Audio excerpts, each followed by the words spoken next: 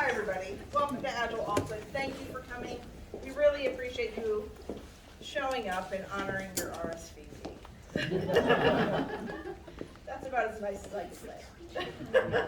No, look, we do these events because we're a community and we want to uplift the community. I would do it if it was 3 people or 5 people or 10 people or this crowd.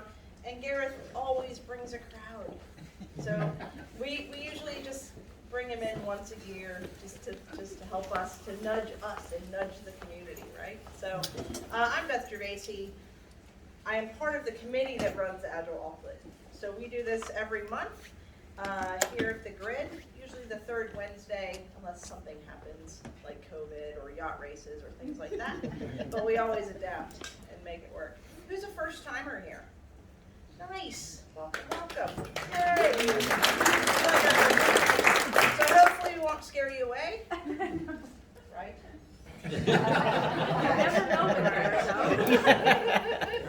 The other thing we talk about, okay, we are a community, right? So it's this crazy island we live on. Is anyone looking for a job? Oh, there we go. All right. Does anyone have a job to give? Anyone looking to hire? Look, the market is really, really crazy right now. So network, use the community. We have a Slack channel, YouTube, LinkedIn, all of these things, right? We're here for you. So please reach out if you need anything. All right, some basic housekeeping at the grid. So emergency exits, good little green running man. The loos are on this side and on the other side of the cafe. And if there is an emergency, just orderly out the front door and we'll be across the street. So I think that's all. There's a Wi-Fi password as well if you need that. But we're going to get this party started. So I am so honored to introduce Gareth Holbrook. I've known you for 3 and a bit years now. And I'm such a huge fan that I followed him to Bluff.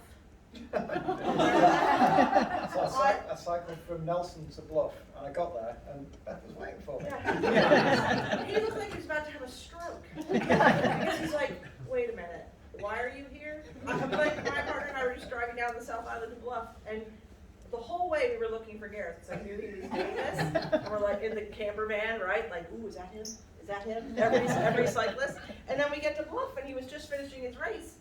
And I'm like, hey, Gareth. He's like, and it was just, I think I was stunned because of the race. It was a massive race, but also just like, what are you doing? So I almost brought that picture, but I didn't. So look, we're very, very happy to have him here. Gareth is with Novavi, and he's going to talk about 50 Agile nudges, and we're going to try to do it in 60 minutes. And we're going to try in less than 60 minutes. Oh, yes. All right. So welcome, Gareth. Thank you, Beth. You know, it's a real honour for me to speak at Agile Auckland as well. I've done it, I think this is my 5th time, so almost once a year. So for people to come and listen to me, it's what gets me up. I really get great joy out of being here. So thanks for turning up. So now the reason I'm doing this is at Novavi we're going to create what we're going to call Novavi nudges. So we're going to have little 1-minute nudges on YouTube, and we're going to roll them out every few days. And with them, there's going to be this being videoed, hence why I look like I'm some kind of rock star. And then, so we're going to edit it all up and have a nice little jingle. And then I'm going to have a little 1-pager that goes with it. So I've worked on a 1-pager. There's a single page with all of the nudges. But the idea about nudges is it's nice and small and focused, and something that you can action. Now, not all of these will be nudges. There's one which is a blatant plug. I apologise in advance. But most of them, and also I think you'll probably be familiar with some of them. Some of them you might even actually do, and yet others you think, oh, I'm crazy, you're never going to try it. If you go away with at least 5, then I think I've done a great job. So I don't feel you have to do all 50. But also, the thing with nudges is they're supposed to be little micro habits, and you can't take on 50 micro habits at once. So you can pick and choose. And also I'd like to offer up later on, we're going to do a Zoom call, and we'll do some kind of open space. And Horia, Aldo, and I will facilitate. We can go into more depth in any of the nudges that you're interested in. Because I am going to be really, really high level to keep it below a minute each. Fingers crossed. Now, the thing about it though, because I'm going on YouTube and I've got this camera here, I've got to pretend I'm really, really popular. So, can some people at the back sit at the front? He's serious. Come on, let's go. It might be worth your while. It's certainly what. Thank you, yes. You're Great, definitely worth good, somebody's excellent. while. Otherwise, we'll just kick you. That's right. You too can be a YouTube celebrity. All right. Excellent. Thank you. Yeah, so the other thing is, I like talking, right, I really like talking.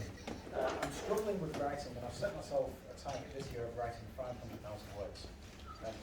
That's a huge target, but let's see if I can go. But the other thing that I'm not really good at is editing videos and packaging them all and blending them together. And to be honest, I've got a lot of other things on. So here's a deal. If any of you are really into that kind of stuff, I will do a deal with you. I will give you a coaching program, one-on-one, in whatever you like. I'm a health coach, I'm a triathlon coach. I'm also an agile coach of coaches. So I will offer coaching in return for you helping me get this onto YouTube. Think about it, reach out to me if you're interested. There you go. So, that's the preamble out of the way. These are basically the four themes I'm going to cover today. Stoicism, intentional ways of working, a bit of disciplined, agile and flex, and then finally intent-based leadership. It kind of blends together. Now, Stoicism is really about how you respond to the world, and it's how you speak to yourself. It's the language you use, that self-talk, and the way you think. And I think you cannot lead others if you can't lead yourself. So I think that's the most fundamental thing. Intentional ways of working. This is Gareth language for agile and lean. I try and distance myself from agile, big words, an Agile Auckland meetup, because I think the industry has got itself confused. So I know we have modern ways of working, and I know there's lots of delivery coaches and that here. I call myself a Kaizen coach, an intentional way of working. So there'll be a few nudges there, and I'm hoping you'll be familiar with some of them. A bit of DA Flex, and then some intent-based leadership, which is David Marquet, the submarine commander. Who's heard of David Marquet here? Who's not heard of David Marquet here? Wow, okay, so I'll quickly give you a story on that. Actually, I'll do it now. So David Marquet was a captain of the USS Santa Fe about 18 years ago now. But the problem was he'd spent a whole year learning to be the captain of the USS Olympia. And then right at the last minute, because the captain of the Santa Fe left and they were having real trouble, it was the Enron of submarines, it was never getting away on time, it was always having defects. So they put Marquet on the Santa Fe, but the problem was he didn't know the submarine. So having that command and control style of leadership, which he'd been taught in the Navy, didn't work. There was a case where he gave a command for a head 2/3 on the power, and the XO said, aye, aye, sir, head 2/3, and the commands went all the way to the tiller,man, and the tillerman went, there is no 2/3 on this boat. And he went straight back to the first officer and said, well, why did you give the command? Why did he say? Because he told me. So what he did after that, he learned to change the way he used his language, and his book is called Turn the Ship Around, and it's called Intent-Based Leadership. So there's a few tips and tricks in there. And it's actually from David that I was inspired for these nudges. So you can go online, and he's got 350 leadership nudges. And there's some of them that I asked him, because I work with him, I asked him to give me his top 10. So his top 10 are in here. So that's what we're going to cover in the themes. That's me, Gareth, Agile coach, Kaizen coach. Used to lead the practice at Freedom up until last year. I think the last time I spoke in person, I was talking about the Freedom story. And at the time I said, well, you know, my time's coming to an end at Freedom. I live in Northland, I've got a farm in Northland, and travelling down to Auckland is a bit too much, and there's no way I can work from home, obviously. And also, in 2020, I'm going overseas, because I'm a triathlete, and I'm going to race overseas. How did that pan out? So, anyway, I left Freedom, and now I'm a consultant. I work with Harriet and Aldo at Novavi, and we do all this kind of stuff. That's my story. And these are the people I've got the inspiration from. So I've recently been reading a lot of Ryan Holiday's book, and he studied the ancient philosophers of Greece and Rome. And I always thought that was quite abstract and meaningless for how we live today.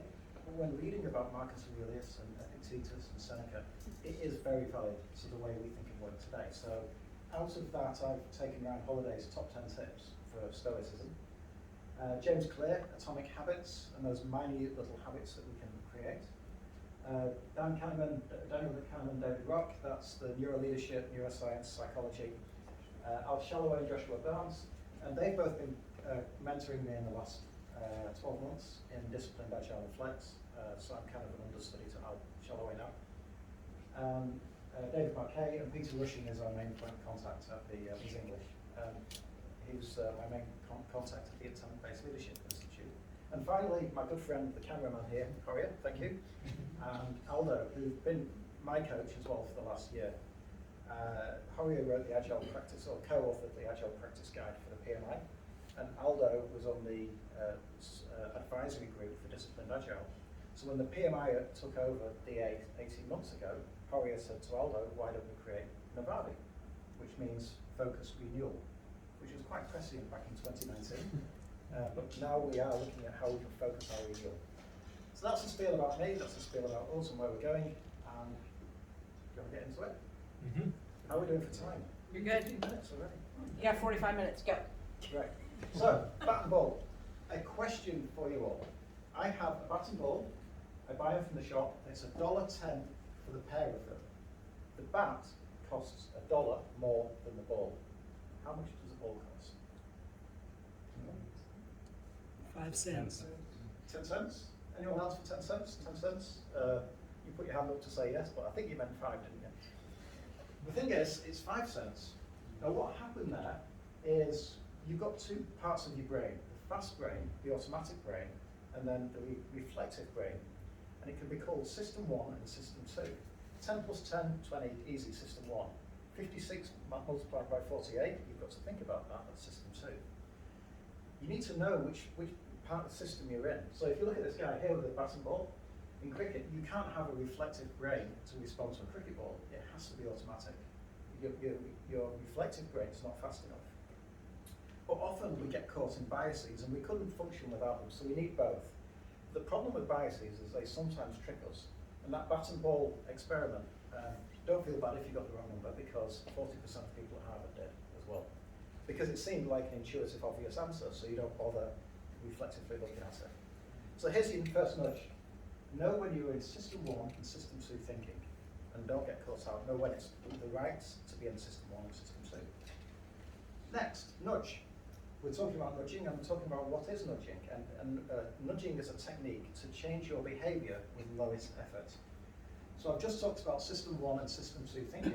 System 2 is reflective, System 1 is automatic. There's a picture of a urinal there, by the way. This urinal, this is in Amsterdam, Schiphol Airport, and they discovered, the manufacturers discovered, if you have an etched fly on a urinal, ladies, you won't understand this, but guys, we tend to aim at things, don't we? And it turns out that just the little fly there reduces the cleaning costs, they claim, by 20%. Some people say 8%. But nevertheless, it reduces cleaning costs. Now, there's no grumpy sign above it saying, point here, don't point there. Anyone there from Freedom, have you still got that on level 3? Right, so that's what a nudge is. It creates things that you do habitually in that System 1 brain without you thinking about it. We're nudged all the time. When you go to the supermarket, what's at eye level is what they want to sell to you. Politicians nudge you. All the time, we're being nudged all the time. And the point of a nudge is it's a low effort. So what we want to do is influence yourself and others by creating a path of least effort. There's a book I read, Richard H. Taylor and Cass Sunstein. It's a really good book. It talks about the bat and ball game in there. By the way, I've got 25 book recommendations coming up. Each slide has got one. So now we know what a nudge is. We know about System 1 and System 2 thinking. Let's get into the first theme, and that's Stoicism. What is Stoicism? What does it mean? Well, we're talking about ancient philosophy. And the philosophers said, we've got 4 virtues of the Stoic. In summary, the chief task of the philosopher is to determine what's up to us and what's not up to us. In plain English, it means you can't control what happens to you, but you can control how you respond, how you react. And the 4 virtues are courage, temperance, justice, and wisdom. Courage and bravery to do the right thing, to stand up to adversity. Temperance, to be able to hold back on those in losing your temper. We want to go to have justice and fairness and ethics. And finally, wisdom, to be a lifelong learner. So those 4 values of Stoicism, and finally, the obstacle is the way. What stands in the way becomes the way, is a quote by Marcus Aurelius, one of the Roman emperors. So we want to see, instead of seeing obstacles as something that's holding us back, we want to see an obstacle as something that can enable us. And all we're doing here is just changing the way we think about the world and reframing the way we think. So here's a few Stoic ideas for you. The first one, memento mori. I've got some bad news for you all in here. Everyone in this room is going to die. I don't know when, hopefully not today. It's a terminal diagnosis at birth. And Marcus Aurelius said, we can't control that. We know life is short. And if you can have that as a self-affirmation, memento mori. So if you win the lottery, memento mori. If you break your leg or you get divorced, memento mori. Whatever happens to you, life is short and you need to make the best of it. So you could leave life right now. Let that determine what you do and say and think in this moment. So that's from Marcus Aurelius. Memento mori. Amor fati. I love fate. Here's a picture of me. So I did a few triathlons. That was a double Ironman that I did a few weeks ago. Horia was my support crew. That's about the 20 kilometre mark on the second day. And I'm pretty broken there, as you can see. It wasn't the hardest part was the second day. That's my wife walking with me. I was climbing up the hill to get running again. I knew I'd finished. I knew I could finish from there, but you can see by my posture I'm not great. But look what my tri-suit says. It's a gram. It's love the pain. And throughout that second day, I kept saying, I did say I'm more fatty. I didn't actually understand this at the time. I kept saying to myself, I want to be here. I'm doing this because I want to do this. I want to complete it and challenge myself. And so what you say in any time of adversity is, I'm more fatty. I love what happens. This is for me. I choose this. I get to do this. So rather than saying, I have to do this, I have to do my tax returns, you say, I get to do my tax returns. So that it just changes your mind and it changes your appreciation and it enables you then to be more motivated. Always stay a student. So the reference here is ego is the enemy. Conceit is the impediment to knowledge. I cannot begin to learn that which I think I already know. Epictetus. So if you think you know something, you can't learn. So you need that humility and curiosity to continue to learn. So they are lifelong students. So it's ego that gets in the way. Ego is the enemy. Ego prevents you from learning. So practice curiosity. Assume you can learn something from every conversation. I want to give a hat tip to Al Shalloway now. So Al has been my mentor for the last 12 months. He has been coding longer than I've been alive, and I'm nearly 50. And he has been a consultant for the last 20 years. He is a worldwide thought leader, but I still feel that he listens and learns from me as much as I learn from him. So it doesn't matter how seasoned or smart you are, you can always learn from other people. Gratitude. Say thank you, not only to yourself, but to others. It's really important to have a journal and to take gratitude for the things which are going well. Because if you do have adversity, you can always lean back on gratitude. When I run a retrospective for the Scrum team, when I'm acting as a Scrum Master, one thing I do is get people to actively thank one another. Gratitude and appreciation really help. It helps connectedness and bonding, and it helps people really join together and build trust. So the next nudge is just to say thank you to the people you care about. If you're a leader, make sure you say thank you to the people who are in your care. It makes a big difference. Systems thinking, that's Russ Aikoff there. Question to you, Spitfire there. Which part of the plane causes it to fly? Yeah, all right, all right. But anyone else? The engine, yeah? So an engine without wings, does that fly? The wings? The pilot. Pilot. So if you take any component part, it can't fly. If I was to bring a Spitfire into here now and bring it out to all the parts, we would have all of the parts of a Spitfire, but we wouldn't have a Spitfire. And this is what systems thinking is. And in the link I'll send to you, there's a great video by Russ Aikoff, who used to work with W. Deming, explaining what systems thinking is. And that's really important to what we do as Agile coaches, because we might optimize where we work, but what we need to do is think about the system as a whole and optimize the entire system. Because if you just optimize your part, you may sub-optimize the whole. This Spitfire, range of 400 miles with a 85 gallon tank. Now, if you put a 90 gallon tank on, it's got a range of 600 miles. So why don't we just put on a 200 gallon tank? Then we can go away to Berlin and back. We're no Germans here, are we? Of course not, because with that much fuel, it won't take off. So you can't just optimize the part.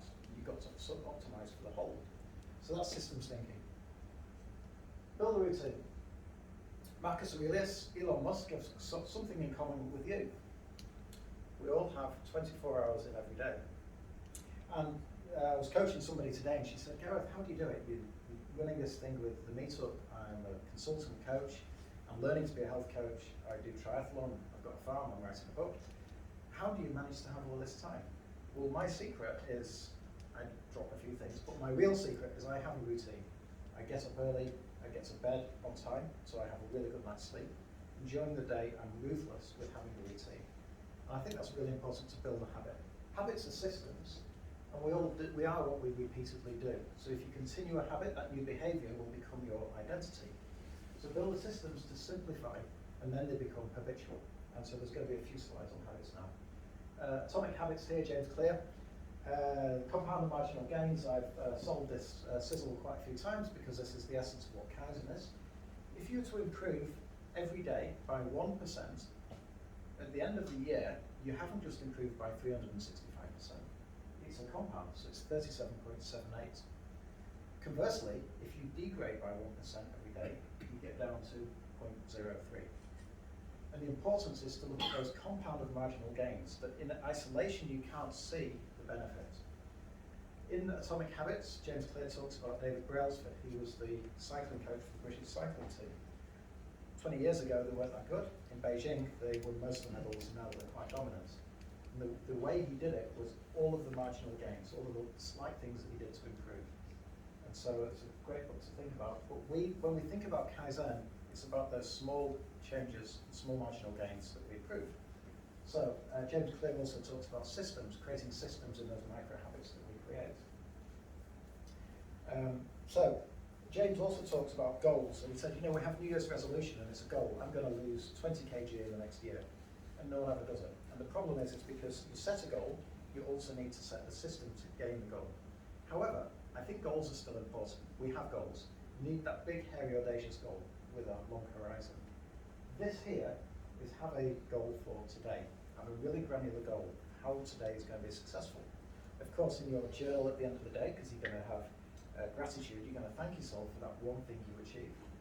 And I got that idea from Jake Knapp and John Zaratsky, who wrote Google Sprint, and this book here, Make Time. And that's how we can have the same time as Marcus Aurelius and Elon Musk. That 24 hours, how we can maximize it, is by having a goal. It makes a huge difference. Identity. The difference between saying I mustn't eat meat and I am a vegetarian, or I'm a non-smoker or I'm going to stop smoking. If you set yourself the identity, internally you've already made that decision. And then when temptation arrives, you're more likely to resist. So when you set a goal, set a system and identify with the outcome. So instead of saying I'm going to lose 20 kg this year, say I'm eating healthy and put it in the present tense. It's amazing that this psychology hits your system 1, not the system 2.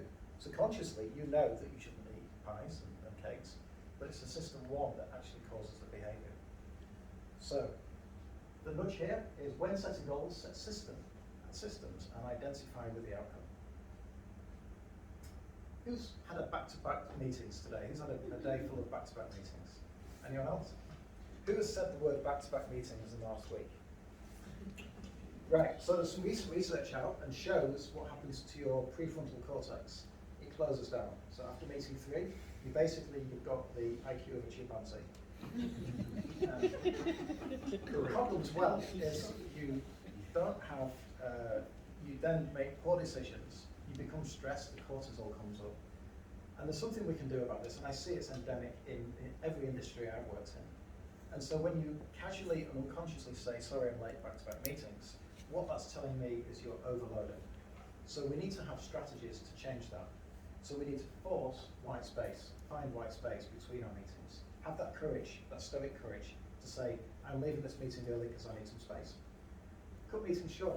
One thing I used to do at Freedom when I led the practice there is we'd have a weekly meeting, and sometimes the team would turn up a little bit late, and I could see they were a bit flustered. So when everyone sat down, I said, right, 20 minutes, go for a walk, we'll start the meeting in 20 minutes. So you can't start a meeting late. It means that people are going to be refreshed and focused.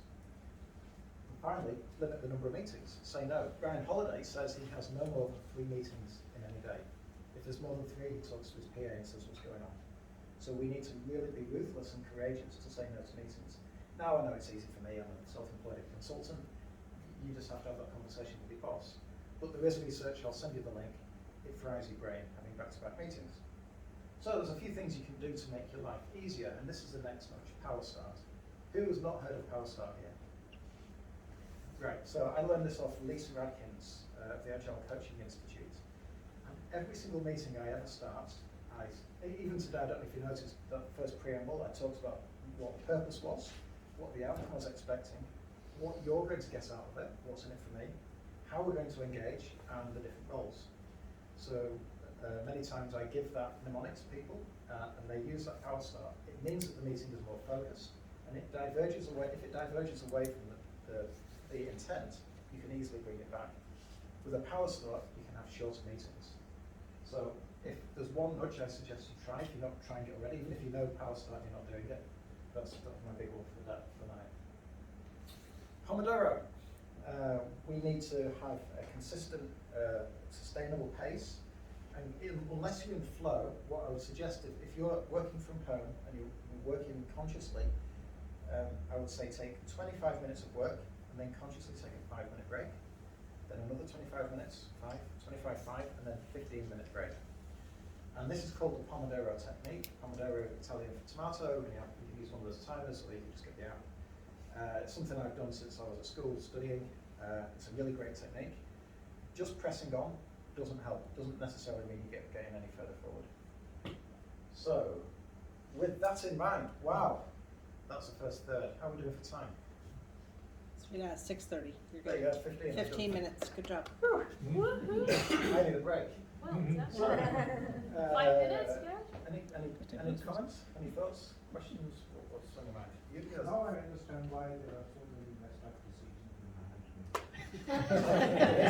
It is, and I'm not afraid to say to publicly, this is going on YouTube, if you're an executive or a senior manager and you're in back-to-back meetings, you wouldn't go into a meeting and say, sorry I'm late, I've just been down the bar and had 3 pints.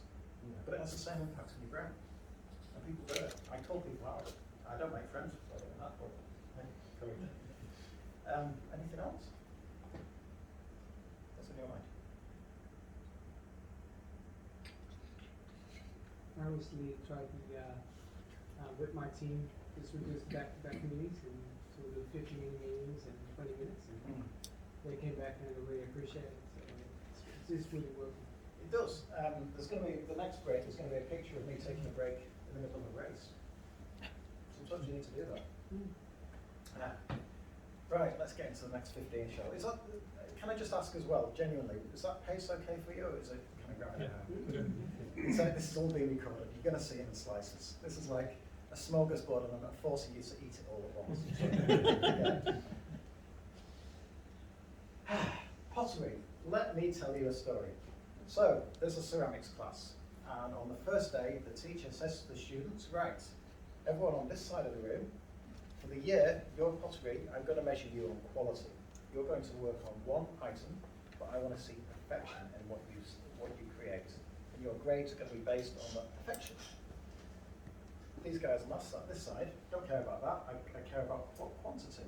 So at the end of the term, I'm going to bring in some bathroom scales, and I'm going to measure how much you've made. So that the more weight you've got, the heavier the pots, and the number of pots you've got, then the higher the grade. What do you think happened? Well, these people, because they were able to experiment and try and throw things away because they were getting marks for just any old crap, they did better than these people who didn't create anything because they spent so much time theorizing and postulating and never got to create in one pot. Now, that's not a true story, but it's from the book Art and Fear by David Bales. I've read the story before. I've not read that book, which is why I don't recommend it, because it might be a great story, but the rest of the book is no good. Have you read it, Harry? No. Well, no, Review's not good. But Seth Godin, the practice, he says the same, that he's a writer, and he says, people go to him and say, I want to be a writer, but I'm not very good. You know, I'm just learning, how do I learn to be a writer? And he says, well, what have you written? Well, nothing. Well, write. Picasso had 40,000 pieces of work in his lifetime, 40,000, only to have 100 masterpieces. So we need volume to be able to practice and refine and perfect.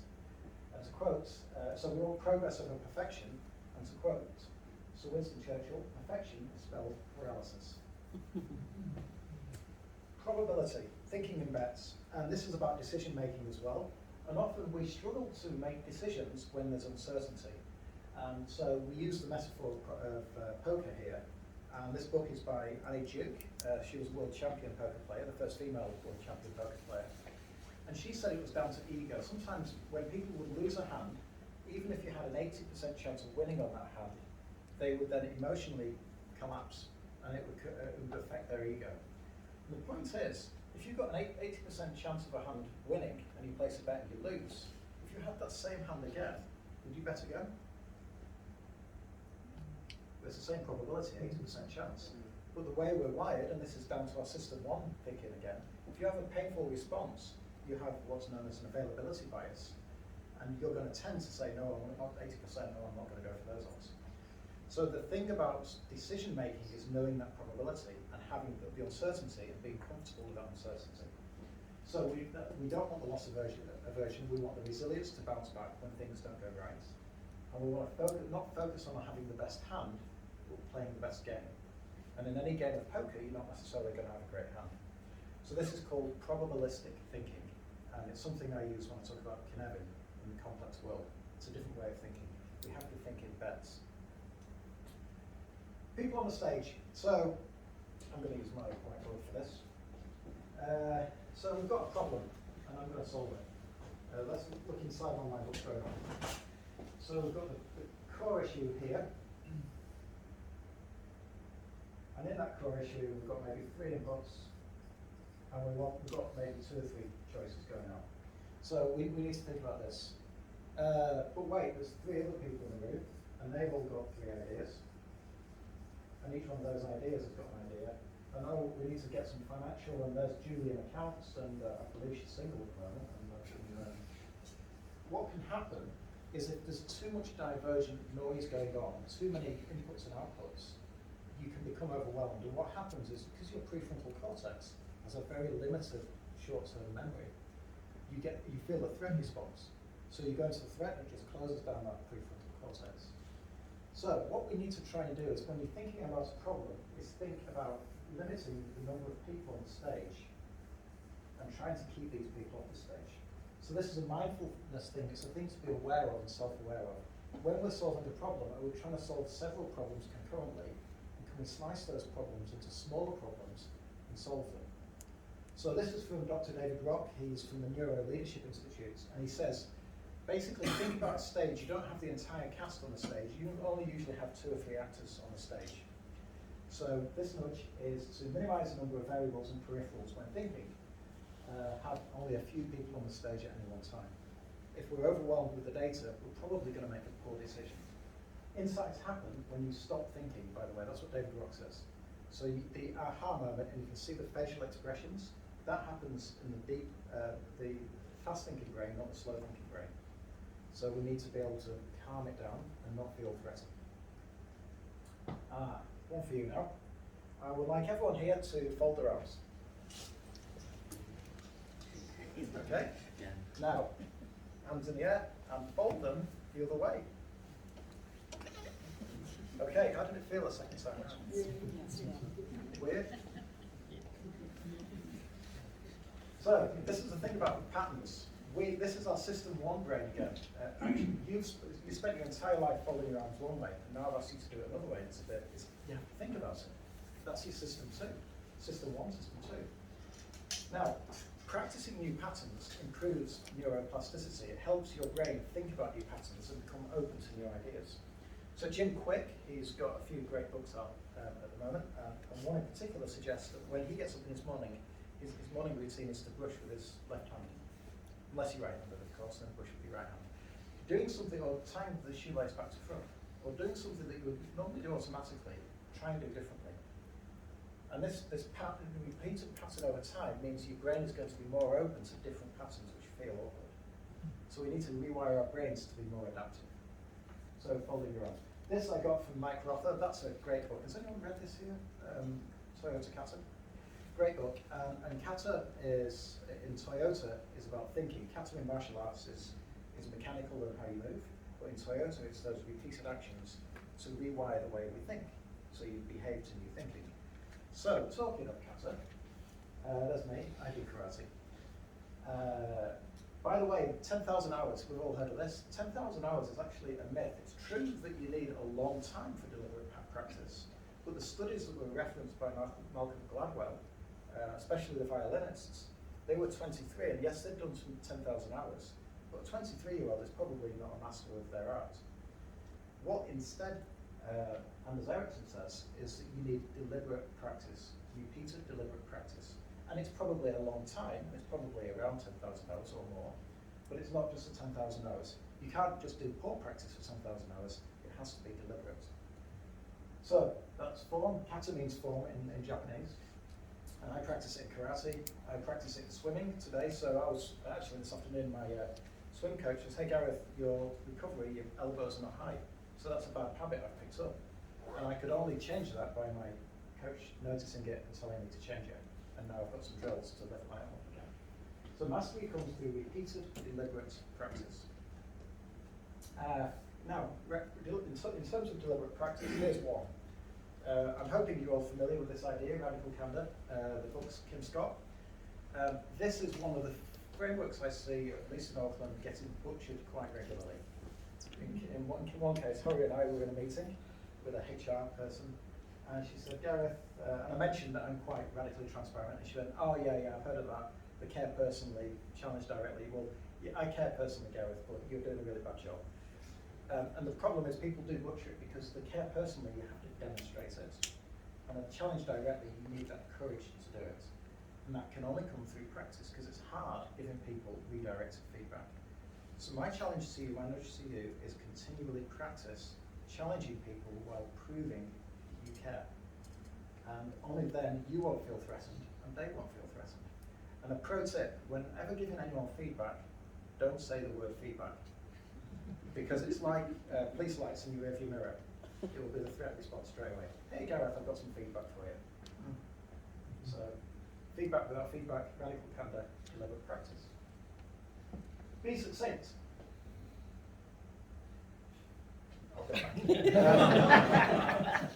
So David Roth, in his book Quiet Leadership, he says be succinct. If you stack ideas, again, it's that prefrontal cortex, it's the players on the stage, people will feel threatened. If you have an answer that's too long, people generally don't take it in, they don't have the short-term memory. So you need to have as few words as possible. So I'm going to quote the philosopher here, 15 words explaining a 10-word idea, try 9. What's the etiquette of quoting yourself? Consistency over intensity. Here's our next nudge.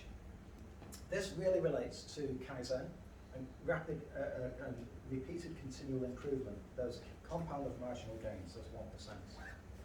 If you go to the dentist once a year and do nothing else, your teeth will fall out. If you go to the gym once, what do you see? Nothing. You go to the gym again, what do you see? Nothing. If I were to train for an Ironman and train 30 hours a day, or 20 hours a day, sorry, for 10 days leading up to it, what would happen? I would probably not finish. But strangely, you go to the gym in January and it's heaving, and in February it's quiet again. And it's not about the intensity. What we need is those micro habits and consistency. So the tiny habits that we do for a long time that you notice no difference until years later, like brushing your teeth every single day. There's a video by Simon Sinek, which will be a link. I invite you to watch it. But I want you to think about consistency over intensity. And I'm going to take another break. Well, I'll tell you about this picture here. Kiwi man, so I did a double Ironman. This was the first day, and I've just done the last hill, so I was about 160 odd kilometres into the ride, 3,600 metres climb. Oh, by the way, if you look in the visor, you can see Holly has stood at me. I've been quite worried because I was feeling a bit lightheaded. And I was in the lead of the race at that time. The other guy was about 20 minutes behind me. But I thought it's not going to be safe going back down the hill, so I took a bit of a cat nap. So, and it's important to do that, right? If you're not feeling your best, you need to back off, you need to stop the clock, you need to take a break. And sometimes we're too hard on ourselves and we don't do that. So, I'm still breaking. Any other thoughts? Did he catch up to you? Say again, sorry? Did he catch up to you? Yeah, we did. With 2 kilometres to go on the first night, and then the second day we walked in together, so there was a few minutes in between us. Yeah. But, you know, it wasn't about winning, you know, I was in the top 2, wasn't I? It took me 34 hours. So, not a long time. And you can see there, right, so my heart rate is 124, so it wasn't particularly high, and I just climbed the hill, so I'm assuming my body was just closing down. Which it does. It's not good for you. Right, okay, the next few are about disciplined agile. Who's heard of disciplined agile here? Who has not heard? Right. So disciplined agile was created by Scott Ambler and Mark Lyons in Calgary and Toronto, I think, about 12 years ago. And really, it's been below the radar for a long time because they spent so much time actually being consultants that this toolbox of techniques and methods never really got outside of Canada. There's 2 people who didn't know about it. Horia, who consulted with Scott, and Aldo, our other business partner, who, we've got a few books here. I was about to reach, but that thing will come down if I do. So we've got 3 books here that I'm going to give out to 3 lucky winners tonight. And it's a way of thinking. It's framework agnostic. So it's not Scrum or DA, or it's not DA or SAFe. What DA does is look at all of the different frameworks, and then in your context, with pragmatism, what would work for you. And so those books gives you the trade-offs between the different choices you have. And it's not just the delivery model, it's the entire value stream. So your nudge is a blatant plug. Attend a DA workshop and community of practice, proudly brought to you by Novavi, who do the training. So, in the training, one thing we talk about is MVPs and MBIs. Now, I'm sure you've all been very familiar with the phrase MVP, minimum viable product. It is misused. So it was first popularized by Eric Ries and Steve Blank in their book, Lean Startup. And the essence of an MVP is a brand new product where you've got loads of assumptions and you want to prove that leap of faith assumption. So you're just testing assumptions. Where I see MVP being used currently is we need to deliver something by June. What's the MVP going to be? I'm going to venture that there's something else that we can call a minimum business increment, an MBI. And this is a container for everything that would be required for the end user to consume it. So all of the documents, the testing, the back end, the infrastructure, and the work itself. And the idea is you make the MBI as small as possible, and then you do your budgeting and lean funding on that MBI. So the work we did with Al Shalloway, we really emphasized MBIs, and DA Flex, which I'm going to talk about, it's all about MBIs. So your nudge is to stop MVP misuse. Be aware that just broadly calling everything an MVP, if everything's an MVP, nothing's an MVP. MVP only happens once with any product. An MBI is the future of the product and something you actually sell. And there's NMR and MRF as well. Throughput. There you go, there's a traffic jam there. Is that road full? No, there's a slot there, there's another slot there, we can get a few more in here. And the problem is, if we have a cost accounting mindset from the traditional scientific management way of thinking, we want to maximize our utilization. We focus on efficiency. So if the accountants come along, they say, well, we can get a few more BAs in there and we can really slam it in. But you know, when you're 100% utilized, what's your throughput looking like? 0. So what we want to do is instead focus on throughput and focus on flow. And so utilization will go down. It would appear to be less efficient, but ultimately it's more effective. And this is things like back-to-back meetings. That's your back-to-back meeting, automatic. So we want to focus on activation rather than utilization, accelerating time to value. We want effectiveness over efficiency, which is about flow and pull. So we focus on throughput and queues. Queues are the things we measure and we manage, not utilization. So, cost of delay, beer or whiskey. I've got 2 barrels. A beer barrel, let's say McLeod's Paradise Pale Ale, if you drink it 11 YP. And we've got the Freud whiskey. Now, the beer is leaking at $10 per minute, and the whiskey is leaking at $50 a minute. Which do you fix first? Beer or whiskey? Whiskey, right? $50 a minute. Oh, I've got some more information for you. It's going to take you a minute to fix the beer barrel, and it's going to take you 10 minutes to fix the whiskey barrel. Now what do you do?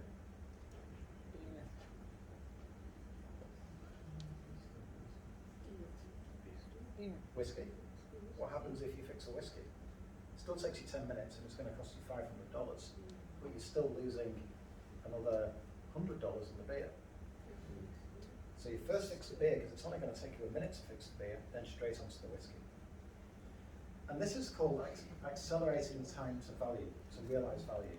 And what we're measuring is called cost of delay, or more precisely, cost of delay divided by duration. This book by, it was in this room, Don Reinertsen was here about 10 years ago, and he talks about flow, and his book here, and he says if you measure anything, measure cost of delay, and measure queue time. It's a really heavy book, it's a really mathematical book, but if you're going to measure anything, measure cost of delay, Don Reinertsen. Kaizen. So Kaizen means change for good, or more precisely, change for the better, or even more precisely, it's about self-discipline, changing yourself through the whip, if you look at the Japanese characters. So Kaizen is small and little efforts, so there's lots of small change. There's two other words I want to share with you. One is kaikaku, and the other is kakushin. Kaikaku is more transformative, it's more transitional, and it's quite a large change. And then kakushin is a brand new innovation. Now, all of these have their place. We sometimes want to do all three. This nudge is just very simply to know that there's a difference and tend to bias yourself towards Kaizen. So this aligns with the atomic habits and the micro habits and those small marginal gains. So bias towards Kaizen. I hear the phrase Agile Transformation all the time. Where does that sit here? Where I go, Anthony, when I was working with you a year ago, we had those Kaizen ambassadors, didn't we? And it was all about small changes, and repeatedly small changes, because that's how you're going to get through to success. That's how Toyota managed it. This is from the Toyota production system. Kaizen, Kaikaku, Kakushin. The method prism. So this is what DA proposes. Often we say, we're a Scrum shop, we're going to follow Scrum, per the Scrum guide, we're going to do it perfectly what Scrum says. Or we're in safe, we're going to have these release trains, we're going to do exactly what Lethinwall says. Now, that could be a good start, but if you stay with the same method, surprisingly, you don't have those astronomical gains. You may have a small bump, but then you'll start to plateau. So, and it's called the method prism. That phrase was coined about 4 years ago now. And my wish to you is don't be a prisoner of the method. So, and this is genuinely, consider disciplined agile when looking at the book. You don't need to go on the course. But think about, in your context, what would be the most appropriate approach?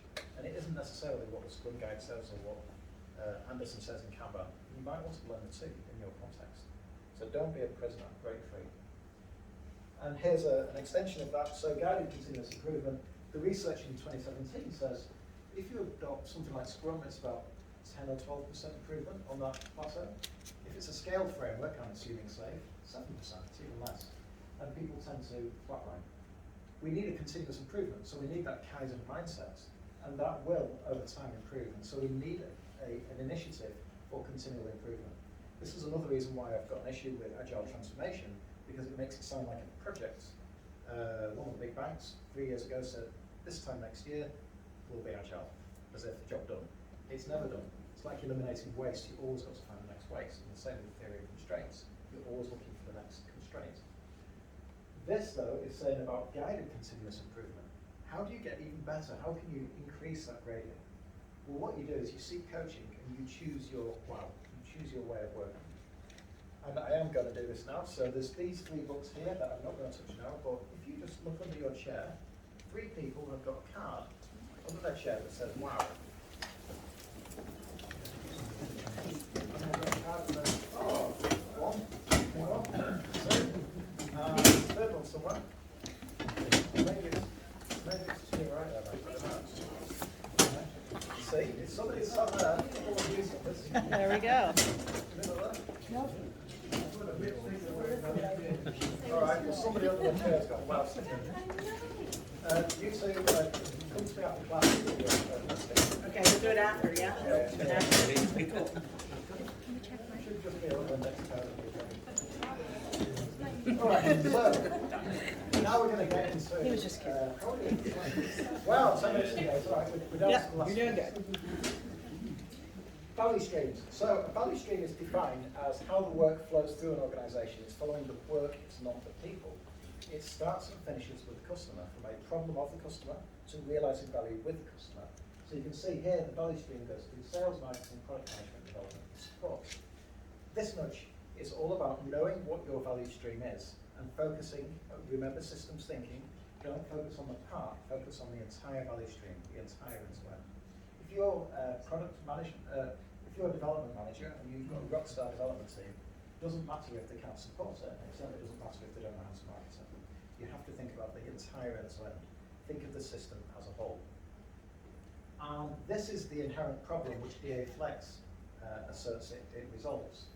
So the inherent problem is we manage our people this way, but the work flows this way.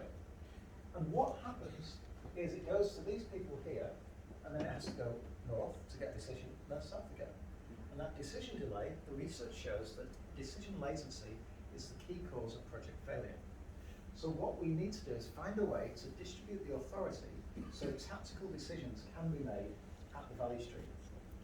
So what we need to do, this is the inherent problem, how do we do this? And this is DA Flex. DA Flex isn't top down, DA Flex is not bottom up. DA Flex sees the world through the value stream. So you see the customers at the top, we get the needs, the strategies, the initiatives, the MBIs, through to what DASSM is, that's the Senior Scrum Master, that's the delivery model of the IT Ops, and then through to value realization, and again we go. And all of those hexagons are what are called process blades in disciplined Agile.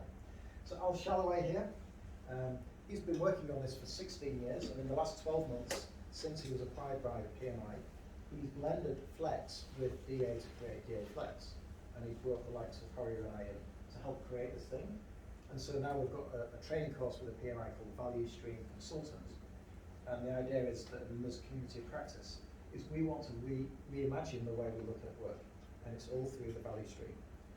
So your nudge is just to be aware that Flex exists. And so I asked Al, give me 10 nudges, please. And he sent me this email back and my head nearly exploded. But what I did, I'm going to do the deep dive on them. But he basically said, always understand the intention of the practice you're doing. Don't just follow a practice because it says so. Understand it. If you don't understand, ask. Secondly, before working on something new, see if it can be delivered in multiple steps, or so try and work on it incrementally. So that's reducing that batch size and realizing value sooner. And thirdly, whenever given a requirement, ask yourself, how will I know when I've done it? Or in short terms, definition of done. So those were 3 nudges, Mark. Bit more white space. Right. You're doing good. This is now the leadership stuff. Spill coffee. Show humility by being self-deprecating. Give and take. There's 2 types of communications. There's powerful communication and powerless communication. There was a President, Lincoln, and it is in a presidential debate, somebody said, "You're two-faced," and he said, "If I was two-faced, do you think I'd come in this one?" Basically what he did, he got a laugh, but he was self-deprecating, because you can kind of align with that. But it talks nothing of his competency as a president, but he looked a bit weird, right? So that's the point about spilling coffee. There was research done on an instructor that came in, spilled coffee on his shirt and then presented, and another one who didn't. And it seemed like the people who spilled the coffee tended to be more appealing and likable. So be a little bit humble, be powerless, rather than puffing your chest out saying, "I know everything." And it's only through that humility that you can actually influence people. So the book is by Adam Grant, it's called Give and Take, and it's about powerless communication, showing humility. Yeah. So David Marquet, I told you about the submarine commander. He co-authored, he wrote the Turn the Ship Around, and then he co-created this with Stephen Covey.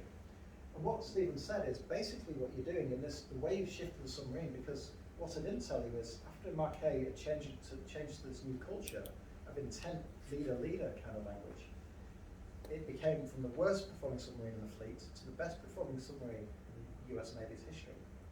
And that's why Covey came on board to find out what was going on. And he found that at the bottom here, we have tell me what to do, boss, and then the boss says, "I'll tell you what to do." And that's what submarine commanders would do.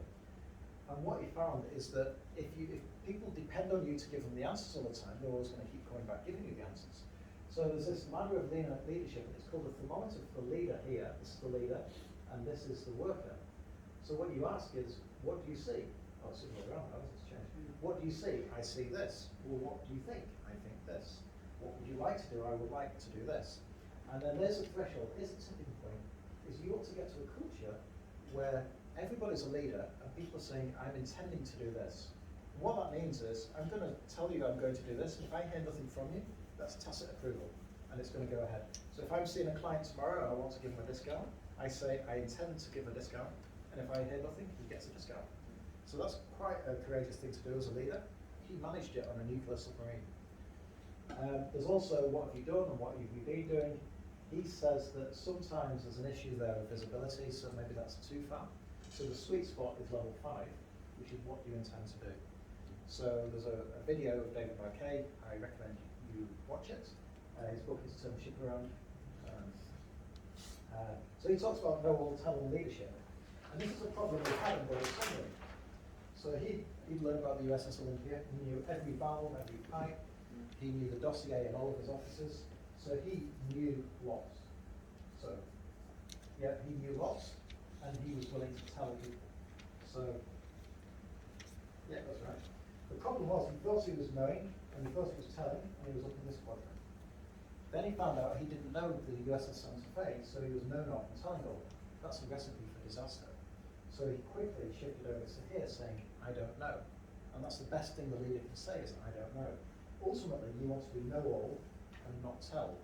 So you do know the answer, but you don't tell people, you get people to work it out for themselves. And this is know-all, tell-all leadership. And this is what, in essence, what intent-based leadership is. To say, I don't know, they are the most important word for a leader, because all learning starts with the assumption we don't know. Remember, ego is the enemy. Remember saying that be a student and say you don't know, have that humility. This is David Marquet expressing that in 2003. So David also says, as a leader, be transparent and be vulnerable. There's lots of different ways you can do that. Remember the powerful, the powerless ways of communicating. There's this Johari window. It's a technique. Now this isn't the nudge, but one thing he said is, you need to, there's a 2x2, as all consultants say, things that you know and things that others know. If you know it and everyone else knows it, it's open self. If it's not known to you, but everyone else knows it, it's blind spot for you. If it's unknown to others and known to you, then that's a hidden self. And then finally, if no one knows it, it's unknown self. It's a great technique, but this nudge is about modeling the transparency and vulnerability to say, hey, I'm your leader.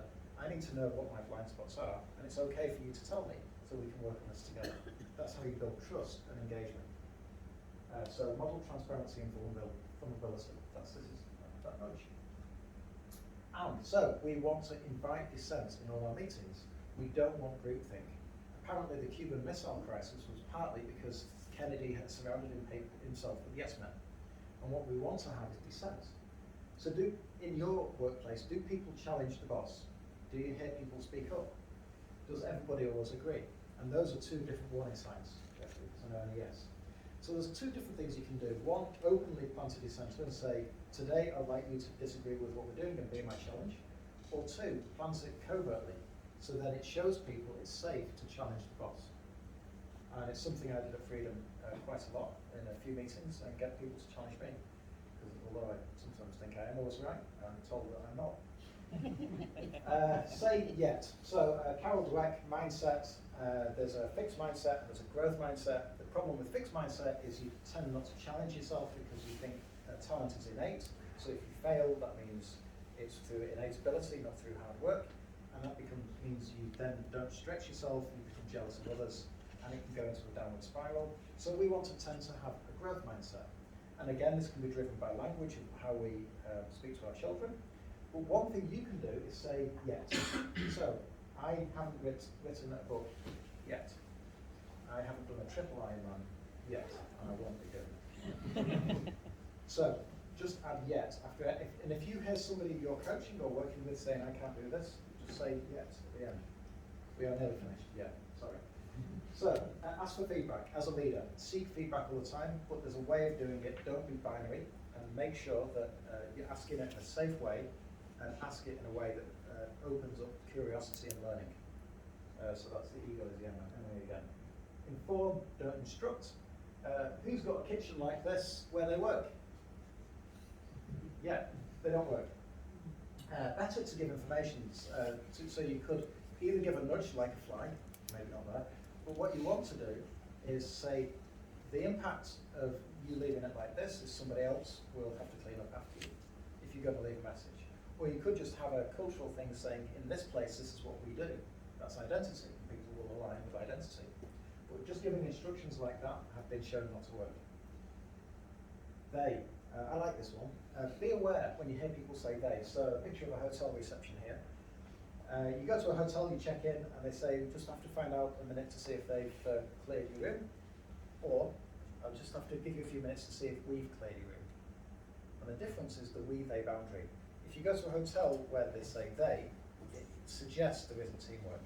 So if you, in your organisation, hear the word they, be aware that that could mean that there's a boundary between you and others. And we can smash that boundary. One thing I once did in a few different companies actually is have a day where we'd ban the word they, and we'd have prizes for the people who say they, so food prizes for the people who said they too much. But they, when I hear they, it suggests to me that there's silos emerging. Talk last, we're nearly there. If you're a leader, there's a cognitive anchoring gets into system 1. If even if you're not the boss or the highest paid person, if this is just the science. If you're male, slightly older and slightly taller, you will have an influence on other people. Be aware of that. So try and talk less, otherwise you could be anchoring other people's opinion. Meetings, not briefings. Make sure as a leader you're not doing all the talking. It's okay for me today because I'm presenting, the presentation is fine. But in a meeting where you're trying to solve problems, what I would suggest is certify, don't brief. So get people to talk about what they're going to do and their problem. And as a leader, you should keep still. Because whatever you say is going to impact them. So Mike Rother said that he walked around with an executive, and every time an executive saying what's going on here and what's happening here, he would be leaving projects behind it. Every time he asked a question, it was a project, because people would go and try and fix it. So we try and avoid anchoring by leaders. Shiso Kanko, which is point and call, from the Japanese rail system, and also made in UK, is make a conscious decision to point and say what you're doing. That takes it out of system 1 thinking into system 2 thinking. Red and blue work. All of these workers here in the, by the way, I'm just going to stop here. I know I've run over time. Is this okay? Yeah.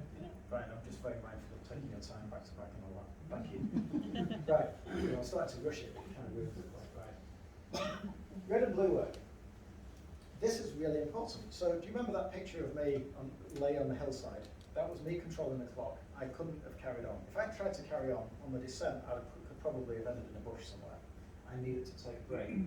Now, in the industrial way of thinking, you see all of these workers here. We're all doing the work. You see them? And the language is do your job. We never say think your job. But the problem is, no, that's what we do. We don't do work anymore. Maybe he, that's not mine. I used to work in an electronics factory, and there's this one person here. Now, I would say he was doing the blue work, which is the reflective, the thinking work. And these people are doing the manual work. And the point is, it's not blue-collar people or red-collar people. It's that you have to flip between red work and blue work.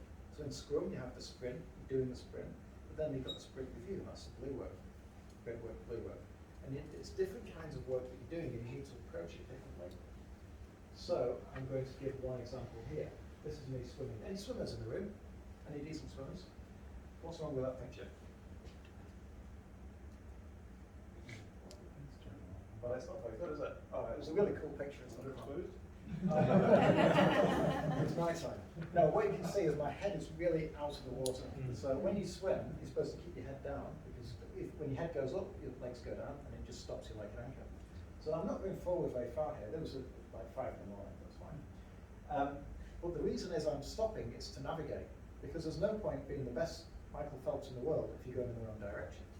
So you swim as fast as you can, and then you sight and you're down again. And that's blue tide and red tide. And you need to know when to switch between the two. And you've got to optimize how often to sight. If you don't sight often enough, you'll be drifting, especially in the dark. It's a cool picture, it's a shame it hasn't come out. And so this leads to control the clock.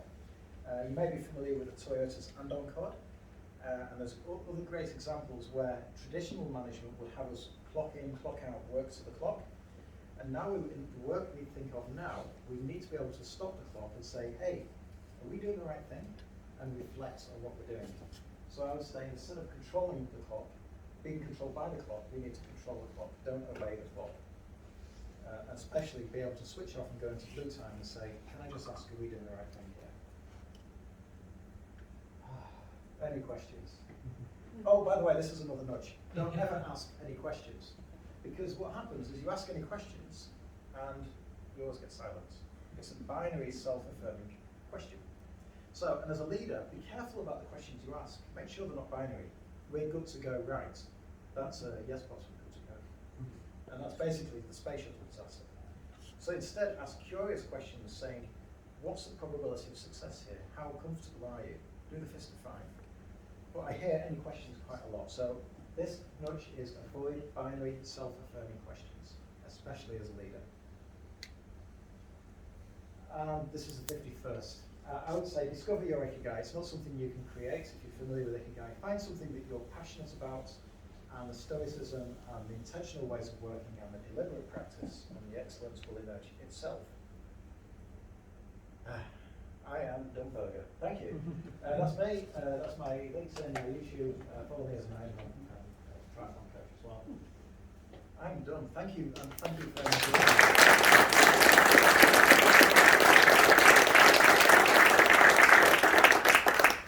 So it was that preamble that killed me, wasn't it?